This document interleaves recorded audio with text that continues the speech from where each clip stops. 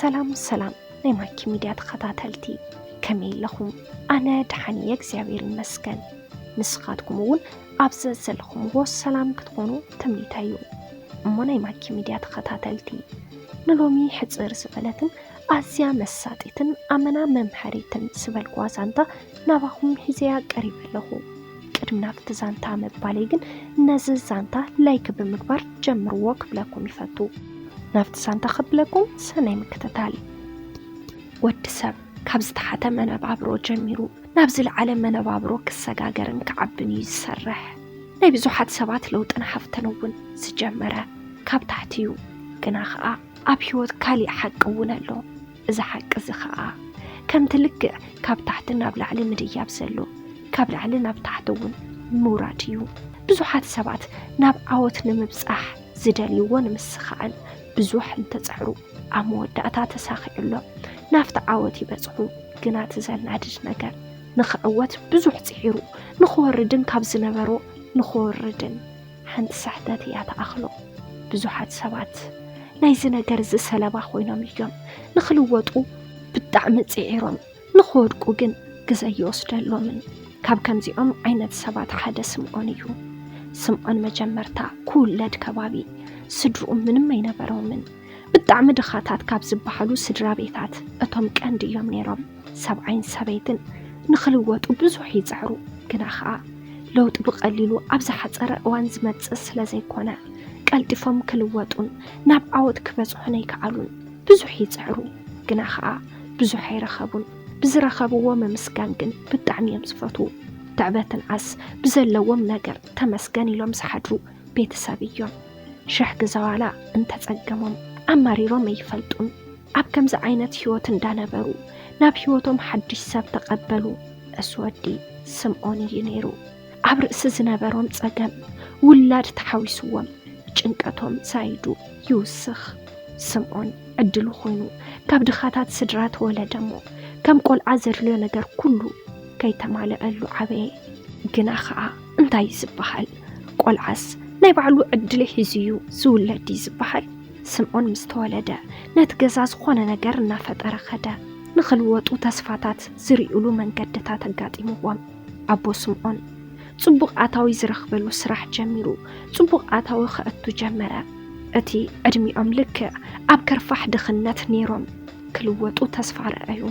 ቀስ ብቐስ እውን ለውጥታት እንዳረአዩ መጀመርታ ካፍቲ ዝነበርዎ ገዛ ለቒቖም ካሊእ ገፊሕን ጽቡቕ ገዛን ተኻረዩ። ምዕሩጋት ናይ ገዛ ኣቑሑታት ገዚኦም ኮጅኦም ምልእቲ ገበርዋ። ሕልፊ ዝኾነ ነገር ዋላ ኣይርከቡ። ግና ከዓ እቲ ዘድልዮም ኩሉ ይረኽቡ እዮም። ሰብዓይን ሰበይትን ብፍጹም ፍቕሪ ምስ ሓደ ወዶም እዮም ዝነብሩ ነይሮም። ናይ ስምዖን ዕድመ ንትምህርቲ ምስ ኣኸለ ከም ካልኦት መሓዙቱ ንሱ እውን ትምህርቲ ጀመረ። ስምዖን ፈጣሪ ንጹህ ኣእምሮ ዝፈጠረሉ ንቑሕን መስተውዓልን ቆልዓ እዩ። ብዝነበሮ ንቕሓት ኣእምሮን መስተውዓለይነቱን ብዙሓት ሰባት እዮም ዝግረሙሉ ነይሮም። መምሃራኑ እንትዕዘብዎ ኣብ ዝለዓለ ደረጃ ክበፅሕ እዩ ኢሎም ተስፍኦም ዘንብሩሉ ተምሃራይ እዩ። ተስፍኦም ንኽፍፅመሎም ከዓ ኩሎም መምሃራኑ ብመፅሓፍ እትኾነ ብግሊ ብምርዳእ ኣፀቢቖም ይሕግዝዎ። ንሱ እውን ግን ተስፋ ናይ ሰባትን ናይ መምሃራኑን ዝሰብር ሰብ ኣይነበረን። ኣብ ሕድሕድ ክፍሊ ብዝለዓለ ነጥቢ ይሓልፍ። እዚ ናይ ትምህርቲ ድሌቱ ዝለዓለሉ ምኽንያት እውን ኣዲኡ እያ። ኣዲኡ ንስምዖን ዝነበረታ ሓንቲ ምኽሪ ጥራሕ እያ ነይራ። ንሳ እውን ከዓ ጠንኪርካ ተመሃር፣ ትምህርትኻ ኣፅኒዕኻ ሓስ ትብል ጥራሕ እያ። ንሱ እውን ንወላዲቱ ብጣዕሚ ዝፈትዋን ዘኽብራን ካብ ቃላ ክወፅእ ስለ ዘይደሊ ከዓ ጠንኪሩ ይመሃር።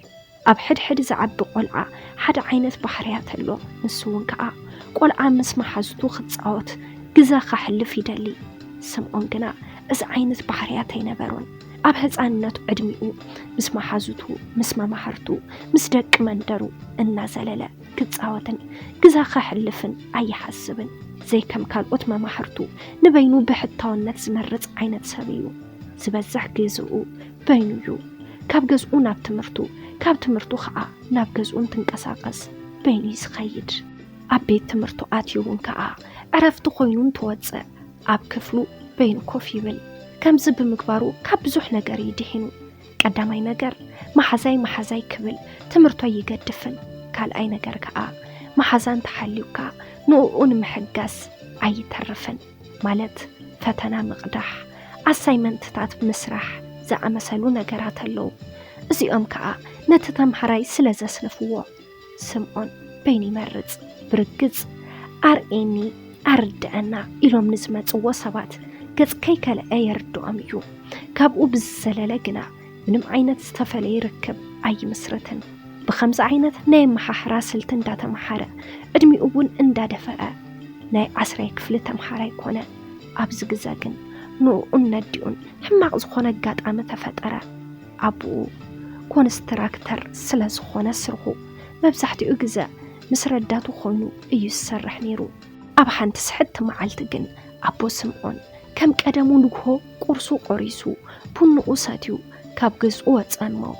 ናብ ስርሑ ኣተወ ሹዕ መዓልቲ ንሱ ኣብ ላዕሊ ኣብቲ ህንፃ ኣብ ዕንፀይቲ ተንጠልጢሉ ይሰርሕ ነበረ ኣብዚ መንጎ ይምበኣር ረጊፅዋ ዝነበረት ዕንፀይቲ ካብ ሚስማራት ተነፂላ ንሱ እውን ዝወደቐ ኩሉ ኣብ ዙርኡ ዝነበረ ሰብ ተደናጊፁ ኣምቡላንስ ፀዊዑ ህይወቱ ክድሕን እንትፍትኑ እንተንሱ ግና ውቁዑ ከቢድ ስለ ዝነበረን ዝወደቐሉ ከዓ ካብ ሳልሳይ ደብሪ ብምንባሩ ግዜ ከይወሰደ ናብ ሆስፒታል ከይኣተወ ኣብ ኣምቡላንስ እንዳሓለወ ህይወቱ ሓለፈት ነዚ ናይ ሞት መርድዕ ንስምዖንን ነዲኡን እንትበፅሕ ክሳብ ብዓይኖም ዝርእይዎ ነዚ ነገር ኣይኣመኑን ነይሮም ብኣካል ከይዶም ብዓይኖም ምስ ረኣዩ ግና ስምዒቶም ምቁፅፃር ኣብይዎም ንብዓት ብንብዓት ኮኑ መፀናንዒ ዘይብሎም ክልቲኦም ብሓደ ኮይኖም እንዳበኸዩ ከዓ ሓዘኖም ሙፃእ ኣብዮም ካብቲ ዓለት ንሳ ከዓ ህይወቶም ዝተመሰቃቐለት ኮነት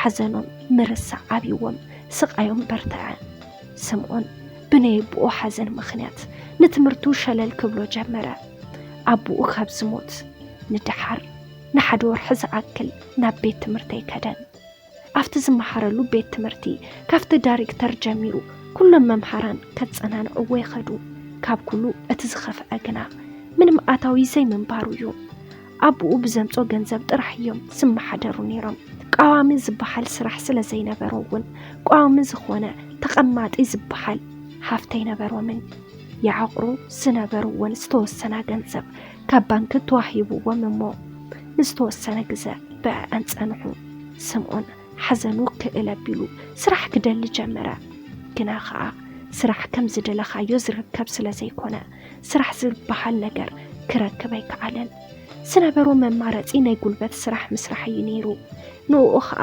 ክሰርሕ ጀመረ ድኽሙ ኢሉ ካብ 200 ዘይመልዓ ቅርሺ ሒዙ ናብ ገዝኡ ይኸይድ ንወላዲቱ ከዓ በዚ ረኺበዮ እከለ ሂቡኒ እንዳበለ እናሓሰወ እቲ ገንዘብ ይሄባ ግና ከዓ ተሓቢኡ ዝሓባእ ነገር ስለ ዘየለ ኣዲኡ ኩሉ ነገር በፅሐቶሞ ብጣዕሚ ተናዲዳ ተዛረበቶ እቲ ዘሰርሖ ኣቋሪፁ ትምህርቱ ክመሃር ከም ዘለዎ ኣጠንቂቓቶ ብሂወታ ጌራ ኣፈራሪሓ ብዙሕ ተሳሪባ ትምህርቱ ንክቅፅል ገበረቶ ንባዕላ ኣብ እንዳሰብ ተቆፂራ ናይ እንዳሰብ ገጽ እንዳርአየት ናይ ብዙሓት ፀባይ እንዳኽኣለት ክትሰርሕ ትጅምር መማረፂ ዘይብላ እምበር እቲ ገንዘብ በዚሑ ማለት ኣይኮነን ግና ከምኡ እናገበረት ነቲ ግዜ ክደፍኦ ጀመረት ስምዖን ድሕሪ ናይ ኣቦኡ ሞት ንሱ ኣይኮነን ቀልቡ ኩሉ ናብ ገዝኡ እዩ እንታይ ክሰርሕ እንዳበለ ይሓስብ እምበር ብዛዕባ ትምህርቲ ምሕሳብ ኣቋረፆ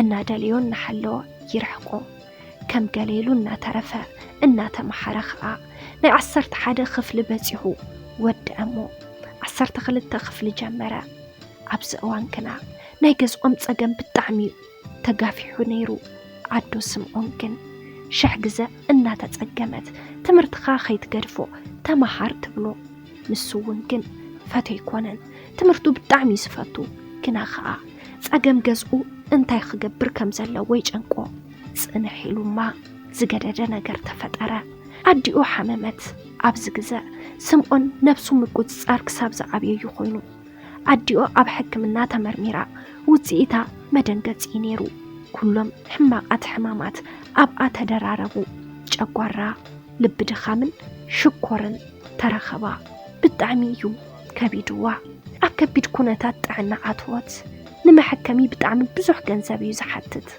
سمعون بزح حسبه كحجز وسخلو سبات انت حلويلو انت حسب ما نم كم زي لا تردأ زنبرو من مارتي أبجزا زنبرو حمشات إنيرو نسخة قص بقص حدا بحدا النوت أشاتهم نيجزو أقحو درجة كلهم شيء وجن محكمي أزخو ونينبرن نيديو تعنا كم معلتنا معلتي اندا تبع عسي خيج سمعون كم معلتنا معلتي أديو نايمس عن حمام انت سمعو زقبرو سعانا انا رأيا أديو خيسنا بتعمي فرح انت رخب كيلو ملمان جمرة انت لمن ما جمرتا بممحرانون بتمحرو جمرة كلهم ببعقمهم حقزوا قنا أخولينا برن كابزوحات نمركب انت مكروا على ولاديتو كحكميك علن بقى بدحر بزوح مسقاين حمامن نسمعون قديفاتو كسام ودعتا ولاديتو خدت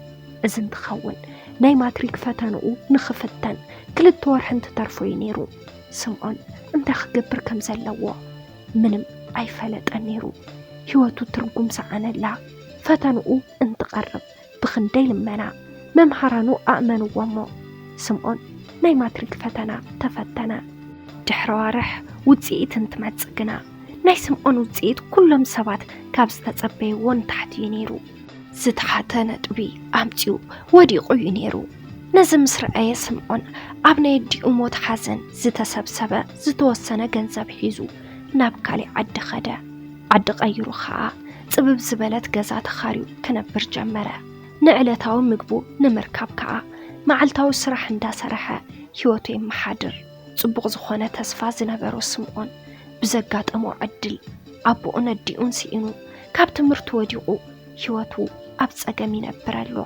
سلاسي حدا جزاء كل نجر استمتشاتشوا نجر كقات من نسل زي خل كل جزاء نحمق أن تصبقن رأسنا الدالينا كنا بريق بأنا سلام نيماكي ميديات خطاتلتي نلومي حزنا لكم قريبنا زنبرنا زانتا نزي مسل نيرو كابز زانتا 5 تمحار ملو أين الطرطرن أمو نيماكي ميديات خطاتلتي نزي channel انتدعا فتيخمو حساب رئيتوخم أبناي كومنت مزحف بوتا كتقرفلنا تخليخم نزي channel حدشتين دحر دحليخم سابسكرايب بمقبار نتا نايجول ملكت بمنكا ناي channelنا نايوتو تخطاتلتنا كتخون نلابو بقصالي بخالي سانتا بخالي مدب بخالي حساب كسان راخب كسان وداتا مسانا سلت صنحكم كاب لب ندمسكنا بس خنفليكم سسنايو